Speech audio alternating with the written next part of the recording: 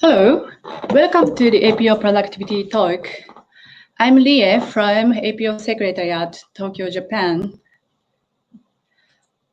For the past few months, we have broadcasted a series of top talks and productivity talks on various topics related to COVID-19 crisis. Today, we will focus on the service industry and discuss how the service industry can recover from the COVID-19 crisis. Today, we are honored to have Dr. Yoko Ishikura, a professor emeritus of Hitotsubashi University, Japan, to be our guest speaker. We are delighted to have Dr. Ishikura here with us at the APO Secretariat today. Good afternoon, Professor Ishikura. Good afternoon, Rie-san. Thank you very much for joining us today. Thank you. It's so nice to see you in person. Yeah. So let me introduce a little bit about you to viewers who are watching today's live. Yeah. Currently, Professor Yoko Ishikura served as a consultant in the area of global strategy, competitiveness, and global talent. She is also a member of the World Economic Forum's Expert Network. Over the years, she has served in many Japanese companies as part of their board of directors.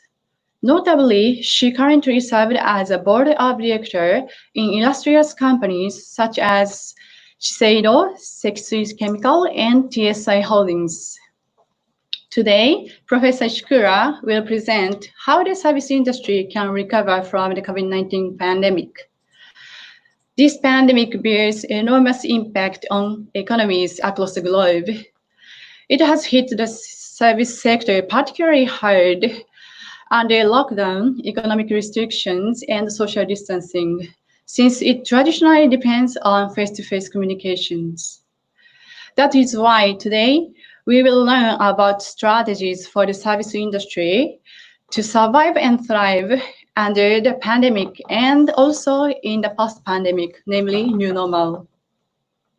After her presentation, we will have a question and answer session. So if you have any questions for her, please leave your question with your name and country in the chat box.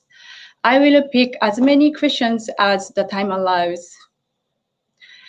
So without further ado, we would like to proceed to your presentation, Professor Ishikura. So the floor is yours for your presentation. Thank you very much, Rie-san. It's a great pleasure for me to address this group and on the topic of service sector and the wake of COVID-19, because service sector is very much labor intensive, and at the same time, I think a lot of economies in Asia depend so much on the service sector. So I really would like to share some of my ideas with you, and I'll start off with a sort of a general overview of how the COVID-19 has affected Asia. If you could just start off with the slide, the first one. Okay, this is the title. Let's go on. Yeah, this is the overall picture of the how much the infection has changed or has been proceeding in Asia. As you can tell, the curve has flattened, and the difficulty about this topic was that it's still moving target. So I had a hard time trying to figure out what point do we use the what data. So if we go on to the next one, this is the data by the countries.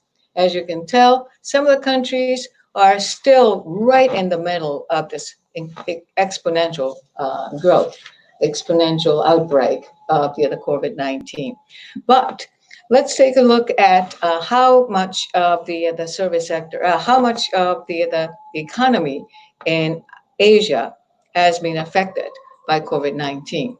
So it is about, in terms of the discretionary spending, 1/4 to 1/5 of GDP is in the discretionary spending. And also, when it comes to some retail categories, between the lockdown, during the lockdown, the 90% down decrease of the retail sales. So this is how much that the COVID-19 has affected the economy in Asia. So you can tell how much how significant the effect of COVID-19 in Asia, in economy in Asia. So let's take a look at some of the specific examples. For example, entertainment and also the retail sector, both of them show a very sharp decline since we started in February, but it's slowly coming back. So this is, in a way, even though we know that it was it was hard hit, but it's coming up a little bit more. And let's take a look at overall GDP growth of Asian countries. Compared with the other regions in the world, which has been affected by COVID-19 severely, Asia still shows a little bit of a growth potential. So that this is not a bad idea. This is not a very bad picture. So let's find out why, how the Asia countries has responded to pandemic. And I think technology has played a very important role, particularly in the health and as well as livelihood. So I'll talk about the health first, how the Asian countries has responded to the with technology. For example, if I can find out my slide, for example, I think there has been a public and private collaboration. And even though we talk very often about this collaboration, it's very difficult to implement it. So in that sense, I think Asia, particularly South Korea, Singapore, and China, has done a very good job. And the trick about the COVID-19 is track, trace, and test. And they have done a very good job of this. And that is why they flattened the curve. And as a matter of fact, we may see a little bit of a second wave here and there, but overall, the Asian countries have done quite well. And also, one another issue about the health is that we didn't have enough capacity. So we talked about the ventilators, full, and ER absolutely full and can't accommodate any more patients. But they use the technology very well, such as by sourcing, and at the same time, they try to use the up-to-date technology to do a lot of things. So in that sense, I think they did a quite good job.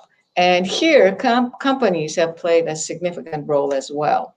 At the same time, one of the things that they did very well is make sure that the public is informed by using SNS and all sorts of technological things.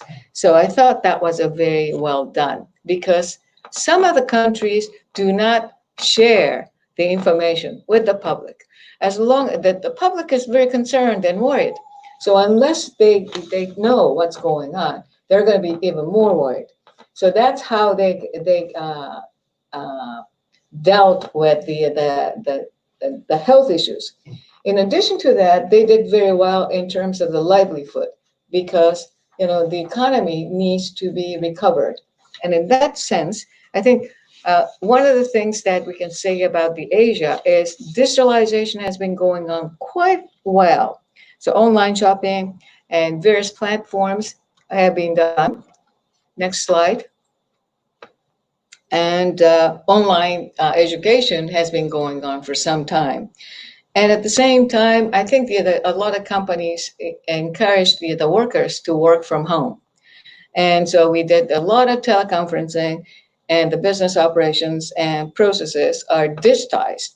So in that sense, I think that Asia has done quite well, rather than just shut down the business.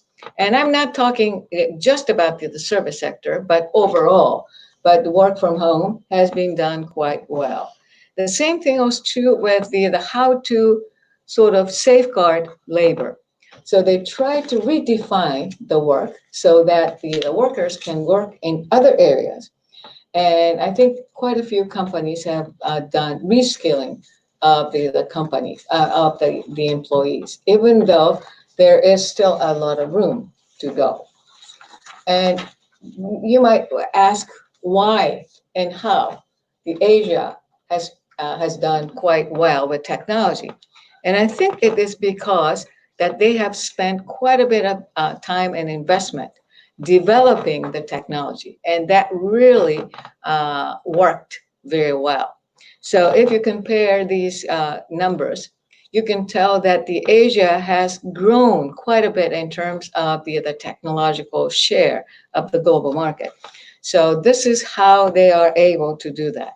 So that is for the technology, how the technology has helped the Asia to address and to cope with this COVID-19, which has had a very significant impact on the economy. Let's change to the consumers.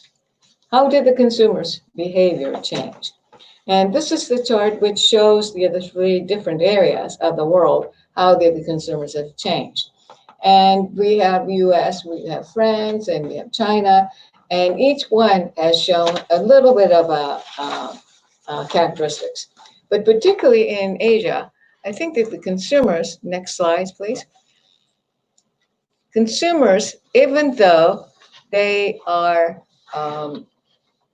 worried and they had to stay home and so forth, but their purchase behavior has really come to focus on the basic needs, such as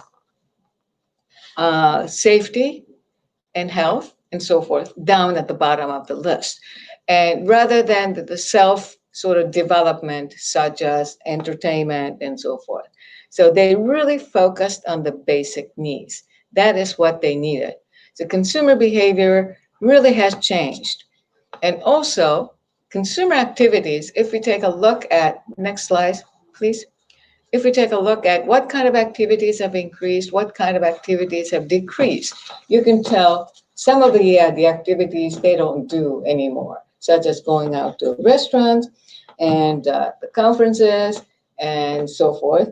And at the same time, what they have done, what they have increased much more is wearing masks and the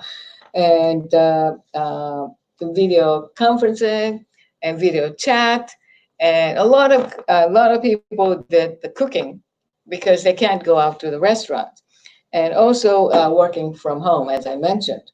So these are the activities that they have increased. So if you compare, not everything has been shut down. Some activities have increased, and I think that has a lot of implications for the business later on. So let's take a look at some of the other things that clearly shows the difference. E-commerce is one of them. And e-commerce really has surged and in different areas. And even though I think Asia has done quite well, even before COVID-19, e-commerce has been going on for some time, but it really has grown. Even in Japan, e-commerce, which accounted for a relatively small percentage compared with like China and Singapore, it has gone up.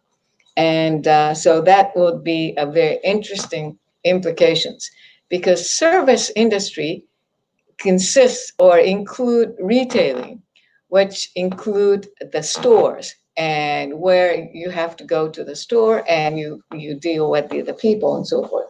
But e-commerce has surged, and Amazon and all these companies have done so well in the past. And the next slide shows that the consumers now use different kinds of channels, and rather than just online, but different kinds of channels. And so they do have omnichannels. And it's very interesting because in a way they were forced to do that because they couldn't go to the stores.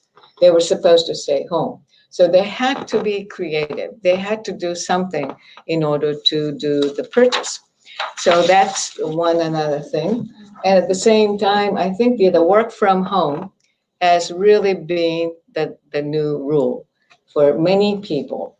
And I think it's quite interesting that 48% of the people who never work from home really want to continue this work from home. And I think we had a little bit of debate in Japan, as a matter of fact, because at one point during the emergency status, everybody has to work from home. And it was very interesting. Younger people tend to like it. The older people did not quite like it. They want to go back to the office. So after the emergency status is lifted, what happens? The older people wants to go back to the office, whereas the younger ones want to work from home because they don't have to, spend so much time on the commute, crowded train, and so forth. And some companies decided that they're going to go back to the original office work. And the other companies are trying to have a hybrid. So I thought it was quite interesting to show the different trend by the generation. And another factor is that the consumption has become quite social, let's put it that way, because consumers have become much more conscious. So they are much more aware of food loss, partly because they were absolutely forced to stay and to spend resources, limited resources, on something that they value. And they also do efficient shopping in a sense that rather than going to the shop every single day, they try to stockpile. And also, rather than going to all sorts of places over the long distance, they try to be much more local. So local consumption, local growth, local production, local consumption. And it's very interesting because Asian countries seem to have the major market in the domestic rather than foreign. And if you compare that to the other parts of the world. So in that sense, I think that can work quite well for the consumers and service. Another is that mobile purchases. I'm pretty sure that mobile purchases is very, very high in Asia, much more so than other advanced, quote unquote, countries, developed world. And I think 9 out of 10 where the mobile purchase is a significant portion is from Asia. And also the cashless is another example that they really went so far ahead of other countries in terms of the digital purchase and digital consumption. And also, the next slide, please. It's very interesting in a way that they are very creative. For example, delivery by alternative means, delivery by robots, delivery by drones. If you can't go to the store, if you can't, if you can send all these purchases, by truck or whatever, then they're forced to do something different. And I think that will create many more potential for creativity and the alternative means. And as we said, you might think that if we have so many digital things, real stores may lose the value. But people, even though they're afraid to have a face-to-face contact because of the possible infection, they really do need a human touch. So I think the real stores still have a lot of value and play a very significant role, even though after after COVID-19. So let's change the subject and focus on tourism in Asia, because rather than talking about so many different things, I think tourism plays a very important role in Asia. And let me talk a little bit about how the tourism has changed and being affected, and what kind of company responses there are. Tourism in Asia, the next slide shows, is a big portion of the economy and Asia-Pacific economies. At the same time, because of the COVID-19, it just came down so sharply. So they play a very significant role in the economy in Asia, and yet they were hit so hard. So that's where the things are. And at the same time, if we take a look at the tourism sector from the industry characteristics point of view, it's very highly fragmented.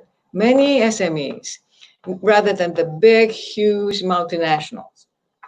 And also, the tourism industry, it consists of a lot of clusters and consists of a lot of different members, such as hotels, restaurants, railway, airlines, and things like that.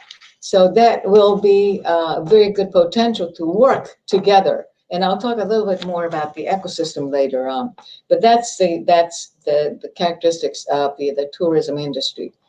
And I think the tourism industry is not just tours or tourism, travel. It is for the sports events. It is for the business conferences, because if you want to go to the business conferences, you have to travel.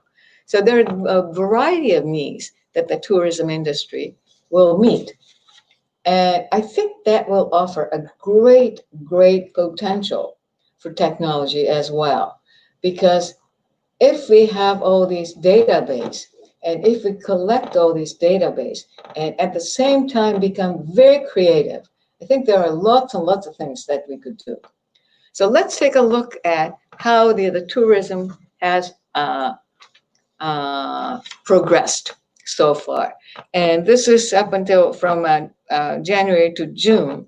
And as you can tell, hotel occupancy rate, as well as airline seat capacity, I think is showing a little bit of gradual recovery.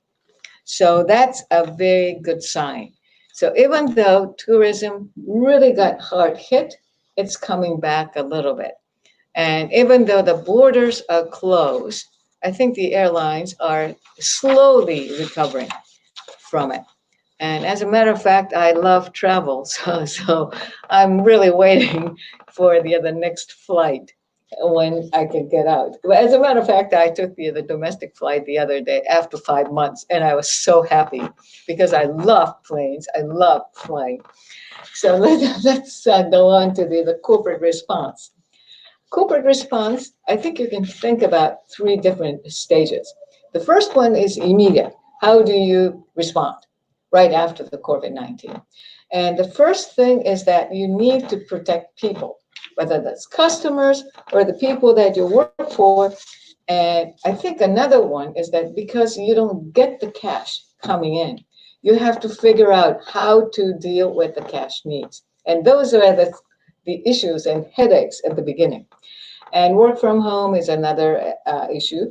But at the same time, you really need to be agile and flexible because you cannot follow the traditional way of doing things. The short term is a little bit shorter version of medium term, as I come to think of it. So you need to start redesigning the business model and operational model at this point. In the medium term, I think you really need to transform the business itself. But at this point, short term, it's much more of an operational model change. And I think one other thing which I would talk a little bit more about is that, okay, when we're talking about the tourism, what are the tasks that you need to do? Which one you need to do it face-to-face? Which one can be digitalized? And I think it's a very important factor because that has an implication for the people. It has an implication of where you do these tasks. And so you really need to distinguish which task we have to do face-to-face, which one can be face-to-face, can be done online. Because we assume that everything has to be face-to-face. I don't think it's the case at all. And in the same way as work from home has become such a new normal, so to speak, I think people become very much used to, okay, some of the things we could do it online. So the medium term responses for the companies that I suggest is that you really have to figure out the demand, what kind of demand we're going to have, and how do we supply it. And both items on equations is very difficult and it's moving. So that makes it even more difficult to match. However, for the medium term, unless you can figure out what kind of demand we're talking about, what kind of scenarios we can think about, it's very difficult to do anything. You can do the business model. And another issue is that the HR, the people, even though they are very important, you really need to have a new kind of people, and you need to have a new HR system, which is going to be, which is not going to be just physically limited. You can hire from all over the world, and also the digital transformation. And I would talk a little bit more about the ecosystem. As I mentioned, the tourism industry is like a cluster because it involves a lot of different players from different industries. So if you can build the ecosystem, no matter what you do, I think you are much better off. So let's talk a little bit about tourism. What kind of new model is emerging? And I think there are several things that we could do. First of all, target and positioning. I think the young people are the ones who are going to start traveling. The older people do not want to travel because they are afraid to get the infected. So the younger people, and I think that's true anywhere, they get very anxious. They get very, and they really want to get out and do something.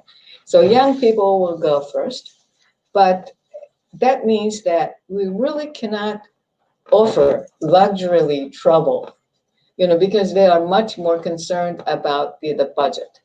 And so the economy standard, that kind of things would be the positioning that we need to follow.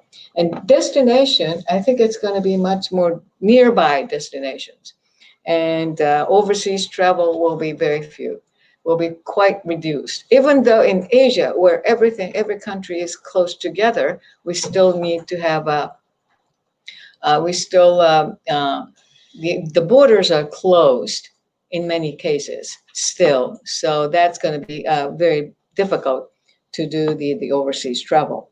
And the needs, what kind of needs are we going to have? We talked about sports and business conferences, but I think people are going to need to be much more interested in nature and much more interested in outdoor. Because if you are in indoor, you have much bigger possibility of getting infected. So outdoor and being in the nature would be a way to go. And I think for this, Asia offers a lot of potential. So what kind of implications would it have? Would these new emerging tourism have for the business? It's going to be much more domestic travel, regional rather than international. And I think there will be a lot of self-serve type of uh, um, hospitality rather than somebody will take care of you all the way. So you will be serving yourself kind of things. And the communications will be very important in the sense that you need to keep the customers informed of what's going on in the different parts of the world and whether the travel is possible or not. And sales channels will increase much more than before. And we need new innovative and product features. So what are the kind of things that we could do? I think the tourism sector should be much more sustainable and resilient. So you need to think about the sustainability in tourism as well. And new business models with digitization and connectivity, and rebuild destination and tourism system as such, and innovate and invest. That's sort of typical. And new HR, you need new kind of people.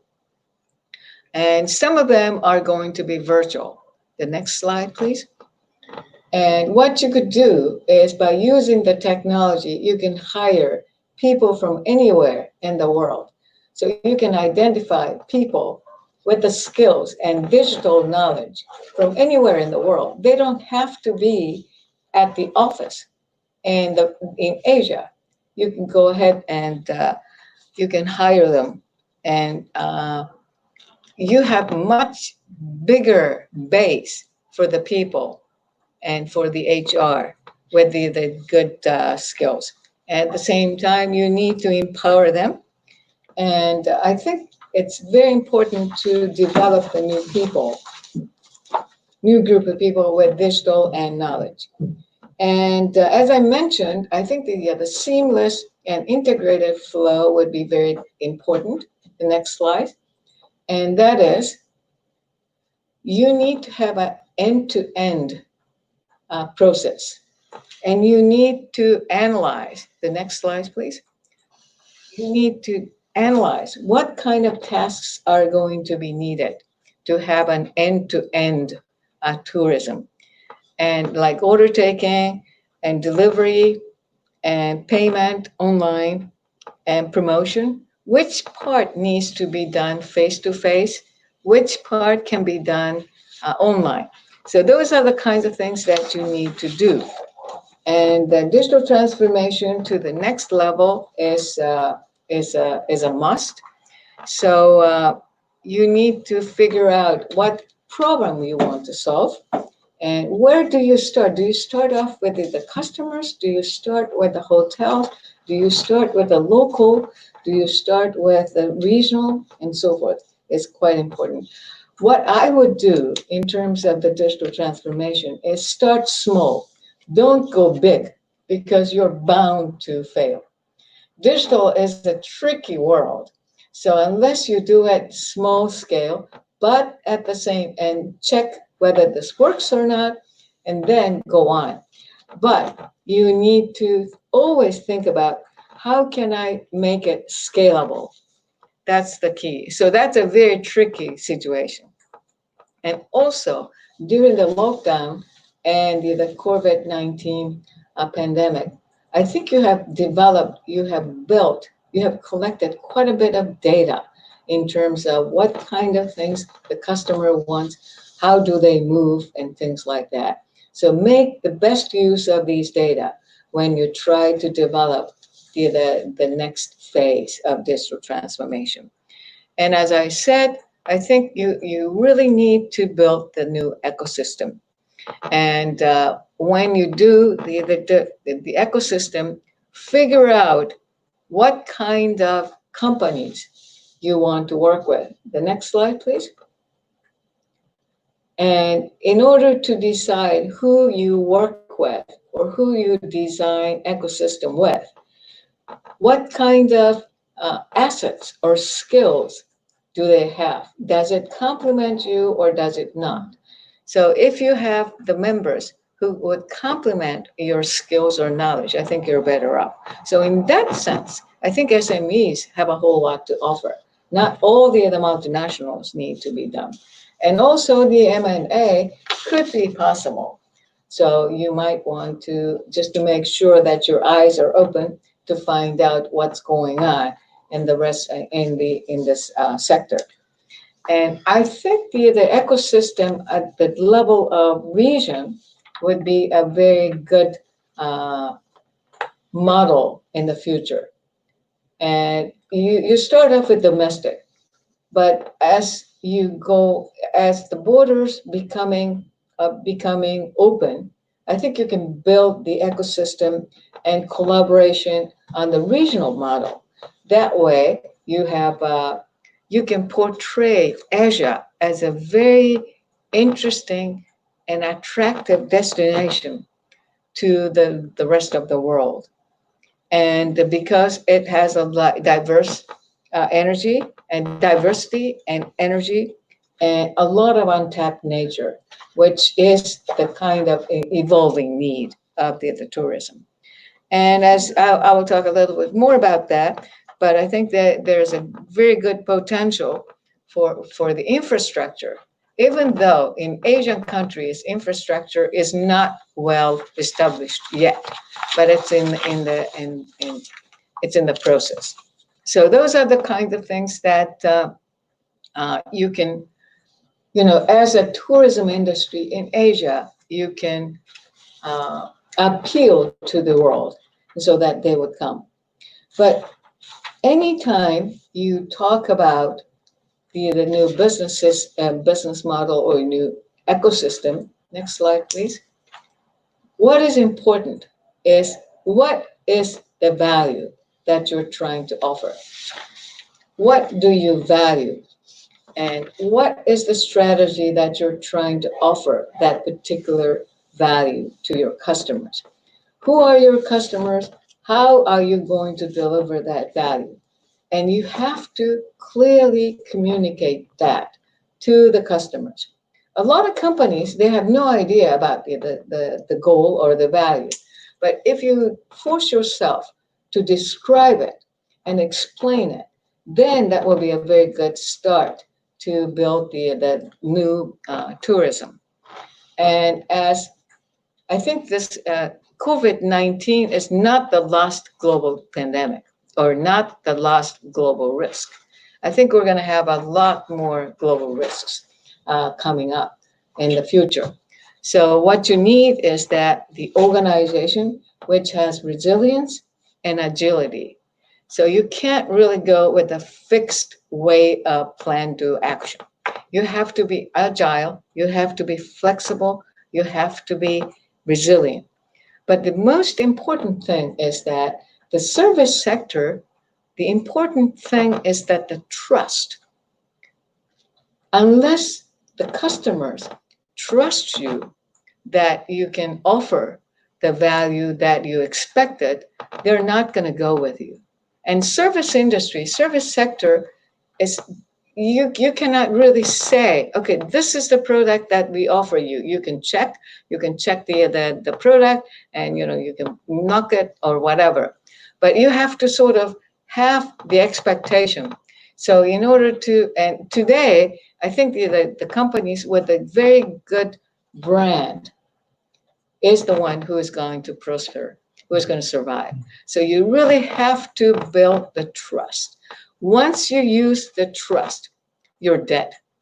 And it takes a long, long time to rebuild trust. So make sure you know your value and you build the trust with the customers. And after all, next slide, please. I think Asia is in great position.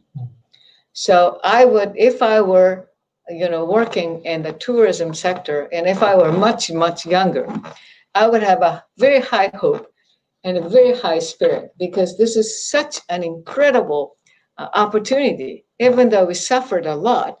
But we have this incredible potential for sharing knowledge. We have young population who is going to travel so much, and the need for the service sector is going to grow in the future. And the people on the right-hand side, it shows how much of the positive mentality that the Asian countries have. And I think that's a great, great asset. If people are positive, that, this is yes, we can kind of mindset. And I think that's very important. And as I mentioned at the beginning, we have a pretty good technology base. So we can build on that technology. So if I were in tourism sector in Asia, I would be very happy, and I would have a great hope. So make sure that you work very hard to make it happen. Thank you very much. Yeah, thank you very much for your great presentation. You explained with data and examples, so I think it was very clear to us. So please allow me to recap some of the key points of your presentation. So at first, you pointed out that the crisis is changing the behavior of consumers. Then to adapt the change, the service industry should have a strategy. Then the keywords are as immediate response, agility, and flexibility. And short-term response, redesign business and operational model, and online modality. And as a midterm response, demand and supply matching, and new HR management, digital transformation, and build ecosystem. So those are the keywords that you mentioned in your presentation. And most importantly, you said you underlined the importance of value and strategy and the communication with customers and building trust from the customers. So thank you very much for your view and the insights. And from now, I would like to ask you questions to hear more details. Mm-hmm. Yeah. Then first question, which comes from me, is about the human resource management, human resource strategy. Because of the COVID-19 crisis, there is a big issue of high unemployment. Mm. So because the service industry has to close their shops, their operations and businesses. But as you mentioned, in the midterm perspective, human resource is very important. So from both perspective, short-term difficulties to keep the employees, and also the midterm perspective of human resource planning, what do you think? What kind of human resource strategy should service industry take? I think the first of all, the companies have to realize that it is the human, it is the people who make it happen, particularly in the service. So even though you want to offer service, if you don't have people who could do that, you're dead in a way. But I think particularly in Asia, you have such young population. So, and the new HR, new people need to have a basic knowledge and new skills. And in a way, I am very jealous of the companies who hire those people because they can start developing the people with the new skills rather than the traditional skills and knowledge. Because the things are changing so quickly and the young people learn so quickly. So I would make sure that you offer all these things, new skills and new knowledge and digital and programming and all sorts of things to the young population who are eager, who are very interested in doing something new. So in that sense, I think you are in much better shape. At the same time, I mentioned that you can hire from anywhere in the world.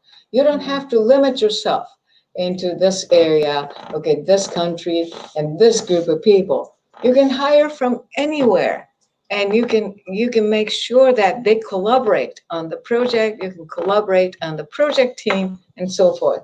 And if you can hire people from the somewhere else with the high skills and high knowledge, I think they're going to have a great influence to the younger generation who are going to be working for the service sector. Yeah, thank you very much for your answer. Then I would like to ask you about the next, as a next question, which is about the SME, small and medium enterprises. Yeah, compared to large-scale companies, small-scale enterprises have less resources, including human that you mentioned, and capital and network and the hard component. So, what do you think? How can SMEs can address the lack of resources to recover from the I think the days where the companies are evaluated by size, by resources is over. And it is much more of what kind of assets they have, intangible assets.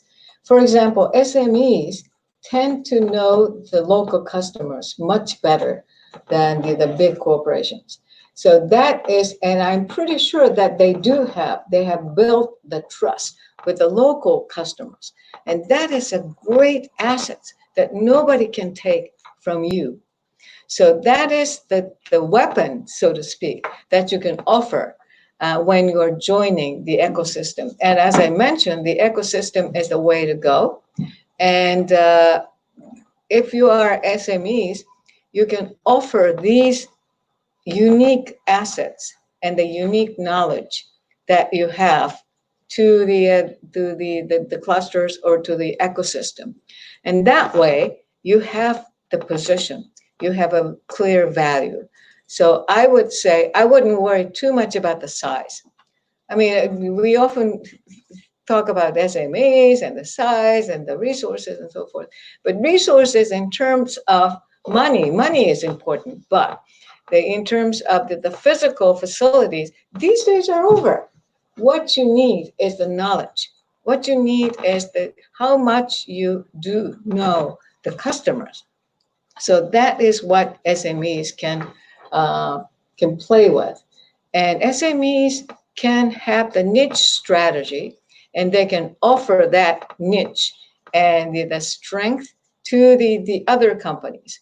And that way, I think they will have a great future. I see. Yeah, thank you very much for your explanation.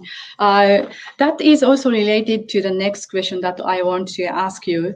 That is about digital transformation of SMEs again.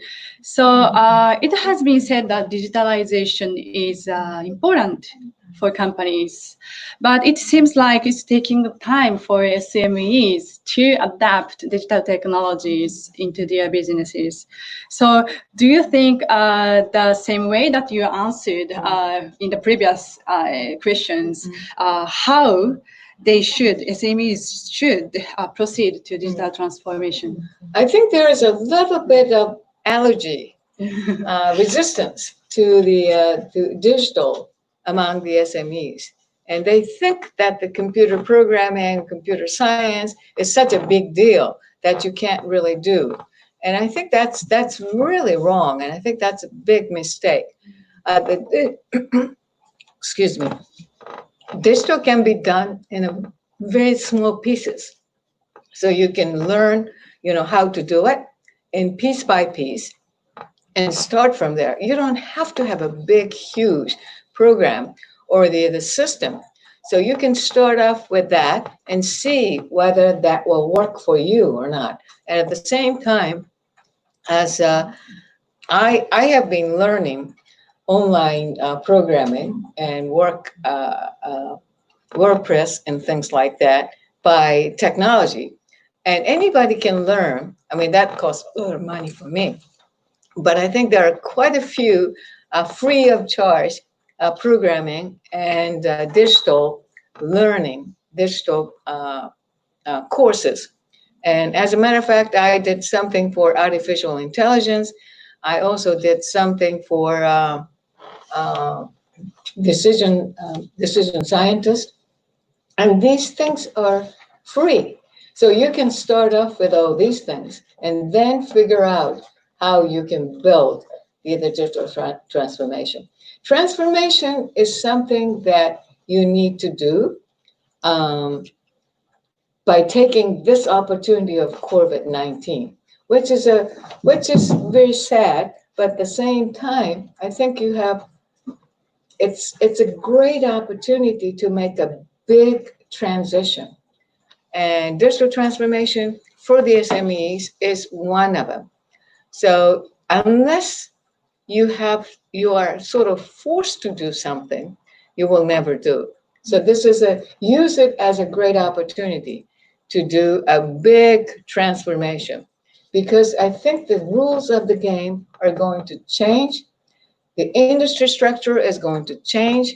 Geopolitics is going to change tremendously with this COVID-19 as a turning point.